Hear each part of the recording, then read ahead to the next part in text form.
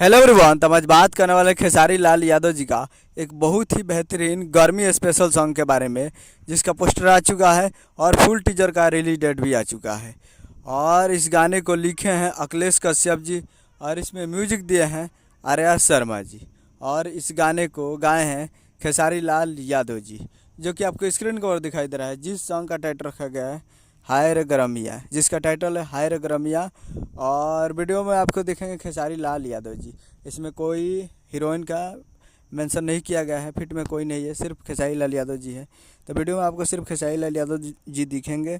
तो आज शाम को 4 बजे इसका टीजर आने वाला है। जी हाँ, आज शाम को 4 बजे इस फुल वीडियो सॉन्ग का टीजर आएगा और कल सुबह में इस फुल वीडियो सॉन्ग को रिलीज़ किया जाएगा। तो कल सुबह में तैयार रहिएगा फुल वीडियो सॉन्ग को देखने के लिए, और आज शाम को 4 बजे फुल टीजर के लिए तैयार रहिएगा। तो यही अपडेट था और बहुत ही बेहतरीन गर्मी स्पेशल सॉन्ग है। तो आप लोग तैयार रहिएगा Khesari music world present Bhojpuri YouTube channel पे।